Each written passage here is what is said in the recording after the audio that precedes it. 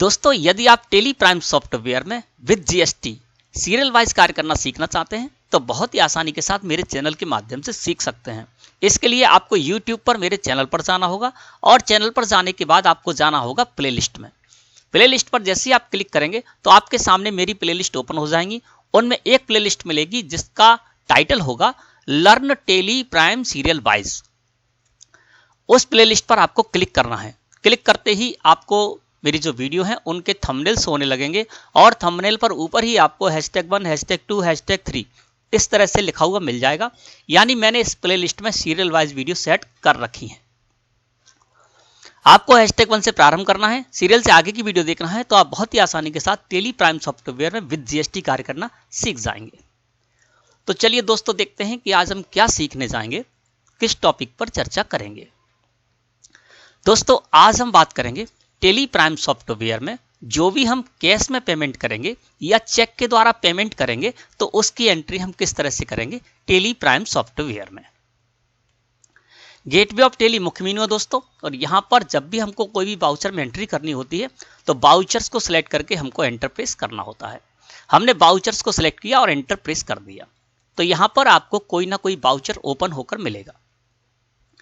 अब चूंकि हमको क्या करना है, कैश पेमेंट की एंट्री किस तरह से करेंगे ये जानना है और इसके साथ ही साथ चेक के माध्यम से यानी बैंक के द्वारा पेमेंट करेंगे किस तरह से करेंगे। तो इसके लिए दोस्तों हमको यहाँ पर पेमेंट वाउचर लेकर आना होगा।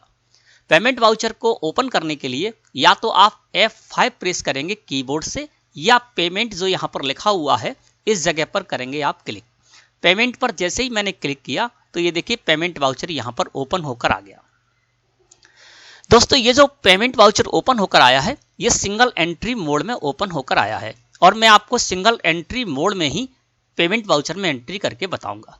ये दोस्तों बहुत ही आसान और सरल तरीका है। इसके साथ ही साथ सिंगल एंट्री मोड में जब आप पेमेंट वाउचर में एंट्री करेंगे तो बहुत शीघ्रता से भी एंट्री कर पाएंगे। इसके अलावा यहाँ पर टू बाई या डेबिट क्रेडिट कहीं पर शो नहीं होगा तो आपको कोई कंफ्यूजन भी नहीं होगा। एक बहुत छोटा सा आपको रूल बताएंगे, उसको फॉलो करेंगे तो कोई भी बड़ी आसानी के साथ पेमेंट वाउचर में एंट्री कर सकता है। तो दोस्तों, यहां पर जो पेमेंट वाउचर है वो सिंगल एंट्री मोड में। यदि आप डबल एंट्री मोड में यानी क्रेडिट और डेबिट मोड में एंट्री करना चाहते हैं पेमेंट वाउचर में, या आप टू बाई मोड में एंट्री करना चाहते हैं वो भी आप कर सकते हैं। मैं आपको बता देता हूं। साइड में बटन बार है, इस जगह पर आपको एक बटन शो होगा जिस पर लिखा हुआ है चेंज मोड।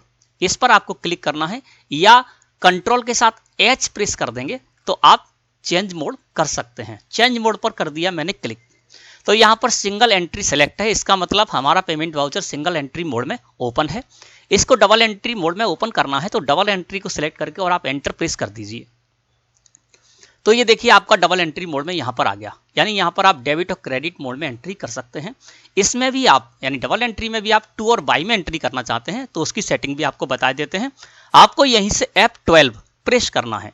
जैसे ही हमने F12 प्रेस किया तो देखिए यहाँ पर लिखा हुआ है use CRDR instead of two by during voucher entry. ये यस है ना। तो यदि इसको आप नो कर देंगे, है ना, चलिए करके बताते हैं। इसको हम कर देते हैं नो, और नो करने के बाद एंटर प्रेस करेंगे, कंट्रोल के साथ A प्रेस कर देंगे तो देखिए अब ये टू और बाई में आ गया। तो इस तरह से जब भी आपको टू बाई में या क्रेडिट डेबिट में डबल एंट्री मोड में बदलना है पेमेंट वाउचर को तो इस तरह से आप बदल सकते हैं। दोस्तों, ये कॉन्फ़िगरेशन है, यहाँ पर आप सेटिंग कर सकते हैं। जहां जहां पर आपको यस हो रहा है यानी इससे संबंधित सेटिंग्स आपके पेमेंट वाउचर में है। जो यस हो रहे हैं, जो नो शो हो रहे हैं वो सेटिंग नहीं है, और जो नो है उनको यदि आप यस कर देंगे तो इससे संबंधित सेटिंग्स भी आपके पेमेंट वाउचर में आ जाएगी। और जो यस है उससे संबंधित जो सेटिंग है वो आपके पेमेंट वाउचर में है और उसको हटाना चाहते हैं तो यहाँ से नो करेंगे और कंट्रोल के साथ A प्रेस करके एक्सेप्ट कर लेंगे तो वो सेटिंग वहाँ से हट भी जाएगी। तो यहाँ से आप कॉन्फ़िगरेशन में आकर इस तरह की सेटिंग कर सकते हैं। एस्केप की प्रेस करके हम आ जाते हैं फिर से यहीं पर। हमको चाहिए सिंगल एंट्री मोड में, चेंज मोड पर हमने क्लिक किया, सिंगल एंट्री को सिलेक्ट किया और ये आ गया पेमेंट वाउचर हमारे सामने इस तरह से ओपन हो गया। अब दोस्तों बताते हैं कि यहाँ पर जो भी आप एंट्री करेंगे वो किस तरह से करेंगे, कैश पेमेंट की या फिर चेक के द्वारा पेमेंट की। उससे पहले ये जान लेते हैं दोस्तों कि पेमेंट वाउचर में आपको कौन कौन सी एंट्री करनी है। एक मोटी सी बात आप समझ लें कि जब भी जैसे उदय ट्रेडर्स हमारी फर्म है, हमारा बिजनेस है, तो जब भी बिजनेस से पैसा आउट होगा, बिजनेस से पैसा बाहर जाएगा, है ना, तो उसकी एंट्री हम करेंगे पेमेंट वाउचर में। जैसे कि मान लीजिए क्रेडिटर पार्टी को पेमेंट करना है, यानी हमने क्रेडिट में परचेज की और परचेज करने के बाद हमको पैसा चुकाना भी होगा, तो जो हमने क्रेडिट परचेज की है उसको जब हम पेमेंट करेंगे, उसका जो अमाउंट है उसको जब पेमेंट करेंगे तो उसकी एंट्री हम दोस्तों पेमेंट वाउचर में ही करेंगे। एक्सपेंसेस हैं, एक्सपेंसेस का जब भी हम पेमेंट करेंगे, जैसे कि मान लीजिए इलेक्ट्रिसिटी एक्सपेंसेस है, तो इलेक्ट्रिक बिल जो है उसका जब हम पेमेंट करेंगे तो उसकी एंट्री भी दोस्तों हम पेमेंट वाउचर में ही करेंगे। यानी जितने भी एक्सपेंसेस हैं उनका जब हम पेमेंट करेंगे तो उसकी एंट्री भी दोस्तों हमको पेमेंट वाउचर में ही करनी है। यदि हमने कोई लोन लिया है, चाहे वो सिक्योर्ड लोन हो या अनसिक्योर्ड लोन हो, उसकी जो EMI है, किस्त है, उसको जब पेमेंट करेंगे या इंटरेस्ट पेमेंट करेंगे तो उसकी एंट्री भी हम करेंगे पेमेंट वाउचर में। GST के प्रति यदि हमारी कोई लायबिलिटी बनती है, GST टैक्स जब हम पे करेंगे तो उसकी एंट्री भी दोस्तों हम करेंगे पेमेंट वाउचर में। इसके अलावा कंपनी के जो ऑनर हैं, ये तो आपको पता होगा कि बिजनेस की दृष्टि से देखें तो बिजनेस अलग है और बिजनेसमैन अलग है, तो कंपनी अलग है और कंपनी के ऑनर अलग है। तो कंपनी के ऑनर जब भी पर्सनल यूज के लिए पैसा निकालेंगे, कंपनी से लेंगे, तो उसकी एंट्री भी दोस्तों हमको करनी है पेमेंट वाउचर में। इसके अलावा बैंक चार्जेस की एंट्री भी करेंगे हम पेमेंट वाउचर में। यानी हमारा बैंक अकाउंट है किसी बैंक में और बैंक हमको जो सुविधाएं देता है उसके बदले में, सर्विस जो हमको देता है उसके बदले में वो कुछ चार्जेस भी लगाता है, तो उन चार्जेस की एंट्री भी दोस्तों हमको पेमेंट वाउचर में करनी है। यहां पर आपने देखे जो उदाहरण मैंने आपको दिए हैं, तो उनमें सभी में आपने देखा होगा कि सभी में हमारा जो पैसा है कंपनी से आउट हो रहा है, कंपनी से बाहर जा रहा है। तो यानी कंपनी से बाहर जब भी पैसा जाएगा तो उसकी एंट्री हम क्या करेंगे, पेमेंट वाउचर में ही करेंगे। एक स्थिति आपको याद रखनी है कि जब आप कैश डिपॉजिट करेंगे तो वो एंट्री आपकी पेमेंट वाउचर में नहीं जाएगी। आप ये ना समझ लें कि मैंने बोला कि जब भी पैसा बाहर जाएगा तो आप सोचेंगे कैश डिपॉजिट बैंक में करने जा रहे हैं तभी पैसा बाहर जा रहा है, तो वो एंट्री आपकी पेमेंट वाउचर में नहीं आएगी, वो जाएगी कॉन्ट्रा वाउचर में। क्यों? क्योंकि कंपनी का ही बैंक में जो अकाउंट है वो कंपनी का ही है। यानी कंपनी में जो कैश लेजर में पेमेंट पैसा आ रहा है, जो सो रहा है, वो भी कंपनी का पैसा है, और बैंक अकाउंट में रखा है वो भी कंपनी का ही पैसा है। तो वो क्या है, एक जगह से दूसरी जगह जा रहा है, लेकिन जा तो किसी अन्य को नहीं रहा है ना। तो जब भी आप कैश डिपॉजिट की एंट्री करेंगे वो पेमेंट वाउचर में नहीं जाएगी। तो आपको समझ में आ गया होगा कि पेमेंट वाउचर में आपको कौन कौन सी एंट्री करनी है। अब बताते हैं दोस्तों कि जब भी आप पेमेंट वाउचर में एंट्री करेंगे, यानी पेमेंट करेंगे जब भी आप अपनी कंपनी से, अपनी फर्म से, अपनी बिजनेस से, तो दो ही माध्यम से करेंगे। या तो आप कैश में पेमेंट करेंगे किसी को, या फिर आप क्या करेंगे, अपने बैंक अकाउंट के माध्यम से करेंगे।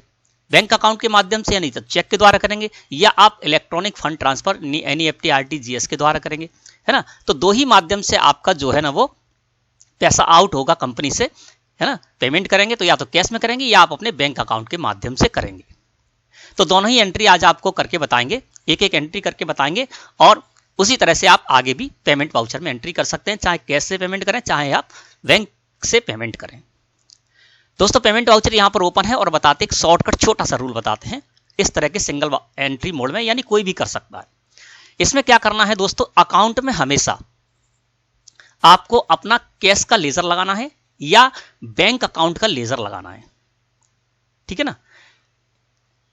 पेमेंट वाउचर जब सिंगल एंट्री मोड में आपके सामने ओपन है तो अकाउंट में सदैव आपको कैश रखना है, कैश का लेजर रखना है, या अपने बैंक अकाउंट का लेजर रखना है, ठीक है ना। और पर्टिकुलर में आपको उस लेजर को लगाना है जिसको कि आप पेमेंट करने जा रहे हैं। बस इतना छोटा सा रूल है और इसको आपको फॉलो करना है। तो यहां पर सबसे पहले बात करते हैं कैश पेमेंट के बारे में। पहले डेट देख लेते हैं। तो यहां पर डेट हम डालते हैं 2 मई। 2 मई को हम पेमेंट करने जा रहे हैं, किससे, कैश से। तो मैंने बोला था अकाउंट में या तो कैश आएगा या फिर आपका बैंक का लेजर आएगा, और देखिए यहां पर कैश और बैंक दोनों का लेजर इस जगह सो रहा है। तो सबसे पहले बात करते हैं कैश में किस तरह से आप पेमेंट करेंगे, किसी को भी करने जा रहे हैं। अकाउंट में आपको ले लेना है कैश, मैंने यहां पर कैश कर लिया। अब कैश में देखेंगे दोस्तों तो यहां पर 2 लाख रुपए डेबिट सो रहे हैं, यानी हमारी कंपनी में इस समय कैश इन हैंड 2 लाख रुपए है, तो हमको कैश में पेमेंट 2 लाख रुपए तक ही करना है। कभी कभी ऐसा होता है दोस्तों कि जैसे कई सारे पेमेंट कर रहे हैं और पेमेंट हो गए 2,20,000 रुपए के, जबकि कंपनी में पैसा जो होगा कैश इन हैंड कितना है, 2 लाख ही है। तो क्या करते हैं, कभी कभी ऐसी स्थिति आती है कि कंपनी के ओनर उसी समय उपस्थित हैं, उन्होंने क्या किया, 20,000 रुपए अपने जेब से दे दिए और 2,20,000 रुपए का पेमेंट कर दिया।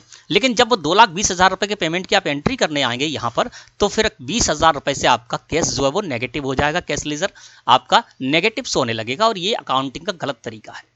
तो इस तरह से आप कभी ना करें, जितना आपके पास कैश इन हैंड है उतना ही पेमेंट करें। यदि 20,000 रुपए कंपनी के ऑनर देते भी हैं तो आप एंट्री करें, एंट्री के साथ यहाँ पर लेकर आएं, जिससे कि आपके कैश लेजर में 2,20,000 रुपए शो होने लगे और आप फिर भी 2,20,000 रुपए का पेमेंट करें, तो आपका कैश नेगेटिव नहीं जाएगा कभी भी, यदि इस तरह से कार्य करेंगे। उसके बाद जब आपके पास कैश आ जाए तो एंट्री के द्वारा ही आप 20,000 रुपए कंपनी के ओनर को वापस भी कर सकते हैं, है ना। तो इस तरह से आपको जो भी आपका बैंक में या कैश लेजर में जितना भी अमाउंट है उतना ही आप बैंक के द्वारा पेमेंट करें और कैश लेजर से भी उतना ही पेमेंट करें। अकाउंट में हमने कैश डाल दिया, पर्टिकुलर में क्या करना है, जिसको भी पेमेंट करने जा रहे हैं उसका लेजर लगाना है। तो यहां पर हमारी क्रेडिटर पार्टी है गंगा ट्रेडर्स, जिससे कि हमने गुड्स परचेज किए थे, उसका लेजर हमने बना के रखा है और उसको एंटर प्रेस करके इस जगह पर हम आ गए। किस तरह से लेजर्स बनाते हैं सन्ड्री क्रेडिटर डेटर्स ग्रुप के, वो मेरी वीडियो है, उसमें आपको सारा कुछ पता चल जाएगा। इससे पहले का सारा कार्य आपको मेरे चैनल पर मिल जाएगा। किस तरह से टैक्स लेजर बनाने, किस तरह से पार्टी के लेजर बनाने, किस तरह से टैक्स के लेजर बनाने हैं, है ना, कंपनी किस तरह से क्रिएट करना है, ये सारी आपको सेपरेट वीडियो मिल जाएंगी। गंगा ट्रेडर्स को हम पेमेंट करने जा रहे हैं, तो गंगा ट्रेडर्स को 26,800 रुपए क्रेडिट्स हो रहे हैं, यानी 26,800 रुपए हमें इनको देना है। चलिए हम 26,800 रुपए इनको पेमेंट कर देते हैं। यहां पर डाल दिया हमने 26,800 रुपए अमाउंट में, ठीक है, और एंटर प्रेस कर दिया। अब देखिए यहां पर कैश लेजर में 1,73,200 रुपए रह गए, 26,800 रुपए से माइनस हो गए और गंगा ट्रेडर्स का बैलेंस हो गया 0, ठीक ना। तो इस तरह से कैश पेमेंट जब भी करें आप इस तरह से करें, अकाउंट में कैश को रख लें और पर्टिकुलर में जिस भी व्यक्ति को यानी जिस भी पार्टी को आप देने जा रहे हैं, यानी जिसको भी आप पेमेंट करने जा रहे हैं उसका लेजर बनाएं और यहाँ पर पर्टिकुलर में उसको रख दें। अमाउंट में जितना अमाउंट आप पे करने जा रहे हो उतना अमाउंट डाल दें और एंटर प्रेस करें। नरेशन में हमारा कर्सर आ गया। इस जगह पर जो हमने कैश पेमेंट किया है गंगा ट्रेडर्स को, तो उस संबंध में आपको जो भी यहाँ पर डालना है वो आप यहाँ पर लिख सकते हैं और इसको एंटर प्रेस करके इसको आप कर सकते हैं एक्सेप्ट, ठीक है ना। अब हमने क्या किया, कैश पेमेंट किया किसको, गंगा को। तो आप चाहें तो गंगा ट्रेडर्स ने कुछ आपको रसीद दी होगी, है ना, जब उन्होंने आपसे पेमेंट लिया 26,800 रुपए का, तो कुछ वो रसीद देंगे या कोई भी डॉक्यूमेंट दे दो, उसका नंबर आप यहाँ पर डाल सकते हैं याद के लिए। जैसे मान ली रसीद दी है तो हम यहाँ पर कर देते आर नंबर, ठीक है ना, 126, ठीक है ना। तो ये याद रहेगा कि हमने 126 नंबर की रसीद हमने इनसे ली थी, उसके अगेंस्ट हमने इसको पेमेंट किया है ना। तो इसको आप इस तरह से एक्सेप्ट कर सकते हैं। तो जब भी आपको कैश से पेमेंट करना हो तो इस तरह से आपको कैश पेमेंट से एंट्री करना है। अब बात करते हैं बैंक के द्वारा यानी चेक के माध्यम से हम पेमेंट करते हैं।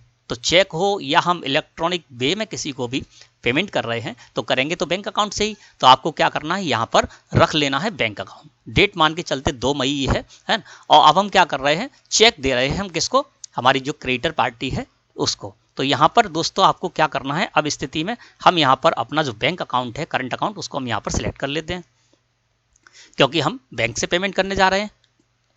इस जगह पर्टिकुलर में हमको क्या करना है, जिस भी पार्टी को यानी जिसको भी पेमेंट करने जा रहे हैं उसका लेजर लगाना है। तो यहाँ पर अजय ट्रेडर्स हमारी एक क्रेडिटर पार्टी है, उसका लेजर हमने यहाँ पर लगा लिया। 2,54,000 रुपए हमें इनको देना है, तो 2,54,400 रुपए हमको इनको देना है। तो 1,54,400 रुपए का हम इनको चेक देने जा रहे हैं। तो हमने अमाउंट में डाल दिया 1,54,400 रुपए, ठीक है ना। और हमने किया एंटर प्रेस और एक एंटर प्रेस किया, तो देखिए यहाँ पर बैंक लोकेशन आ गई। यहाँ पर हम क्या कर सकते हैं, जो भी चेक आदि इनको देने जा रहे हैं उससे संबंधित जानकारी इस जगह पर फिलअप कर सकते हैं। यहाँ पर भी दोस्तों आप F12 प्रेस करके सेटिंग कर सकते हैं। F12 हमने प्रेस कर दिया।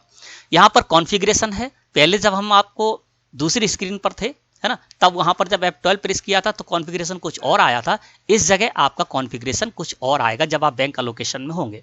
F12 प्रेस करिए और यहाँ पर देखिए सबसे पहले है शो रेफरेंस आईडी, ये नो है, इसलिए इससे संबंधित कॉलम आपके बैंक एलोकेशन वाली स्क्रीन पर नहीं आ रहा था ना। तो यहाँ पर आप यस और नो की सेटिंग कर सकते हैं इनमें। जिस पे भी यस शो करेंगे, है ना, यस कर देंगे तो उससे संबंधित कॉलम जो है वो आपके बैंक एलोकेशन की स्क्रीन में आ जाएंगे और आप उससे संबंधित जानकारी उन कॉलम में फिलअप कर सकते हैं। अब जैसे देखिए यहाँ पर show instrument number during voucher creation yes है ना। यदि हम इसको नो कर देंगे, नो करके और इसको एक्सेप्ट कर लेते हैं, तो ये देखिए यहाँ पर चेक नंबर का जो कॉलम आ रहा था वो यहाँ से हट गया। तो F12 प्रेस करते हैं और हम कर देते हैं show instrument number during voucher creation, इसको यस कर देंगे तो आप के सामने यहाँ पर देखिए इंस्ट्रूमेंट नंबर का कॉलम आ गया। तो इस तरह से F12 प्रेस करके इसमें यस और नो करके आप कोई भी कॉलम ला सकते हैं इसमें और उससे संबंधित जानकारी रख सकते हैं। और किसी को यदि हटाना है वहाँ से बैंक एलोकेशन से तो उसको नो कर देंगे तो वहाँ से वो कॉलम हट जाएगा और फिर उसमें आपको जानकारी भी नहीं देनी होगी। अब हमारा कर्सर आ गया कहाँ पर, ट्रांजैक्शन टाइप में चेक शो हो रहा है ना। तो चूंकि हम क्या है आज आपको सिर्फ चेक से पेमेंट करने की एंट्री बता रहे हैं, है ना। यदि आप किसी और माध्यम से करेंगे तो उसके बारे में मैं आगे आपको बताऊंगा कि किस तरह से एनईएफटी आरटीजीएस के द्वारा आप पेमेंट करेंगे, सेपरेट वीडियो बनाऊंगा। अभी मैं सिर्फ आपको साधारण तरीके से केवल चेक के माध्यम से पेमेंट करना बता रहा हूँ। यहाँ पर जब ट्रांजेक्शन टाइप में चेक है, इस जगह आप स्पेस की प्रेस कर दीजिए। स्पेस की प्रेस करेंगे तो यहाँ पर देखिए चेक है, ई फंड ट्रांसफर और आधार है ना। तो ये मोड है, इनमें आप जिस भी मोड में जाना चाहें वहां जा सकते हैं। शो मोड पे आ जाइए और शो मोड पर क्लिक करके सिलेक्ट करके और एंटर प्रेस कर देंगे तो ये देखिए एटीएम कार्ड, चेक, ECS, ई फंड ट्रांसफर आदि आपको शो रहा है। इनमें से कोई माध्यम यदि आपको अपनाना है तो उसको आप करेंगे सिलेक्ट और एंटर प्रेस करेंगे तो ट्रांजैक्शन टाइप में वो आ जाएगा और आप उससे संबंधित जानकारी दे पाएंगे। अभी हम चेक से पेमेंट करने जा रहे हैं तो हमने चेक को सिलेक्ट किया और एंटर प्रेस कर दिया। अमाउंट आ गया 1,54,400 रुपए। इंस्ट्रूमेंट नंबर यानी जो चेक नंबर हम देने जा रहे हैं अजय ट्रेडर्स को, है ना, वो हम यहाँ पर डाल सकते हैं। ये हमने यहाँ पर डाल दिया, यानी हमको पता चलेगा कि हमने आज बाद में देखना चाहते तो हमको पता चल जाएगा कि हमने इनको कौन से चेक के माध्यम से 1,54,400 रुपए दिए थे, वो डाल दिया हमने यहाँ पे। अब इंस्ट्रूमेंट डेट यानी जो चेक आपने दिया है उस चेक पर जो डेट डाली थी, यानी जिस डेट में आपने चेक दिया है जो डेट डाली है वो डेट आप इस जगह पर रखेंगे, ठीक है ना। हम मान के चलते हैं हमारी 2 मई 2020 है तो हमने इसको सिलेक्ट करके और एंटर प्रेस कर दिया। नरेशन में यदि आप इस संबंध में कोई टिप्पणी लिखना चाहें तो लिख सकते हैं। तो इस तरह से जब भी आपको अपने बैंक के माध्यम से चेक के द्वारा पेमेंट करना है तो आप इस तरह से उसकी एंट्री करेंगे। एनईएफटी आरटीजीएस आदि के द्वारा किस तरह से करेंगे उसकी वीडियो मैं आपको सेपरेट दूंगा और बारीक से बारीक बात भी आपको बताऊंगा। अब हमने अजय ट्रेडर्स को चेक के द्वारा यानी बैंक के माध्यम से पेमेंट किया और उसकी हमने एंट्री कर ली और इसको कर दिया एक्सेप्ट, है ना। तो इस तरह से दोस्तों आपको जब भी कैश में पेमेंट करना है उसकी एंट्री किस तरह से करेंगे वो आप जान चुके होंगे, और जिस तरह से आप चेक के द्वारा बैंक के माध्यम से जब पेमेंट करेंगे तो किस तरह से करेंगे और कौन कौन सी एंट्री आपको पेमेंट वाउचर में करना है ये मैं आपको बता चुका हूँ। एस्केप की प्रेस करके बाहर आते हैं। अब आप देखना चाहते हैं, है ना, अपने कैश और बैंक के लेजर को, तो आप 2 तरीके से देख सकते हैं। या तो आप चाहें बैलेंस शीट में चले जाएं, बैलेंस शीट को सिलेक्ट किया और एंटर प्रेस किया, अल्ट के साथ F1 प्रेस कर दें, यहाँ पर असेट साइड आ जाए क्योंकि ये जो है ना कैश इन हैंड है, ये हमारा असेट्स होता है, जो पैसा है वो हमारा पैसा है। इसके अलावा बैंक का करंट अकाउंट है तो भी असेट साइड ही आएगा, है ना। तो यहाँ पर देखिए कैश इन हैंड में 1,73,200 रुपए सो रहे हैं। क्यों? क्योंकि हमने कैश में पेमेंट कर दिया था, यानी 2 लाख रुपए थे पहले और 2 लाख रुपए में 26,800 रुपए हमने पेमेंट कर दिया था कैश में। किसको? गंगा ट्रेडर्स को। तो 1,73,200 रुपए अब हमारे कैश इन हैंड में यानी कैश लेजर में बचे हैं। बैंक अकाउंट में हमारे 3 लाख रुपए थे और इसमें से हमने 1,54,400 रुपए पेमेंट कर दिया था, अब बचे 1,45,600 रुपए, ठीक है ना। इसके अलावा आप लेजर में जाकर देखना चाहें तो भी देख सकते हैं। गेटवे ऑफ टेली से आप डिस्प्ले मोड रिपोर्ट्स में आएंगे, यहां से जाएंगे अकाउंट बुक्स में और फिर कैश बैंक बुक्स को सिलेक्ट करके एंटर प्रेस कर दीजिए। तो देखिए कैश इन हैंड में 1,73,200 रुपए सो रहे हैं और बैंक अकाउंट में देखेंगे तो यहां पर IDBI करंट अकाउंट में 1,45,600 रुपए सो रहे हैं। इस संबंध और डिटेल देखना है तो आप एंटर प्रेस करके आगे चले जाएंगे तो आपको सारी डिटेल यहां पर मिल जाएगी। ये देखिए मई महीना यानी मंथली वाइज आ रही थी, मई महीने में अगर एंट्री तक हम आ गए, है ना। कोई सुधार करना है तो इस जगह सुधार भी करेंगे और सुधार करने के बाद कंट्रोल के साथ A प्रेस करके एक्सेप्ट कर लेंगे तो आपका सुधार मान्य हो जाएगा, है ना। इस तरह से आप कैश का भी देख सकते हैं और बैंक अकाउंट जो है हमारा IDBI उसका भी देख सकते हैं। यहाँ पर देखिए 1,54,000 की जो 54,400 रुपए का जो हमने पेमेंट किया था वो भी आप इस जगह से देख सकते हैं। तो दोस्तों आशा है कि आज का टॉपिक आपको अच्छी तरह समझ में आ गया होगा कि किस तरह से आपको टेली प्राइम सॉफ्टवेयर में जो भी कैश से पेमेंट करेंगे उसकी एंट्री कैसे करना है और चेक के माध्यम से बैंक के द्वारा जो भी पेमेंट करेंगे उसकी एंट्री कैसे करना है। वीडियो अच्छी लगी तो लाइक करें, चैनल को सब्सक्राइब करके बेल आइकन को प्रेस करके ऑल पर भी क्लिक कर दें, जिससे आगे इसी तरह की वीडियो जब मैं अपलोड करूंगा तो उसका नोटिफिकेशन आपके पास पहुंचेगा। आप उसको देखकर ज्ञान अर्जन कर सकते हैं और टेली प्राइम सॉफ्टवेयर में बेहद आसानी के साथ कार्य करना सीख सकते हैं। धन्यवाद।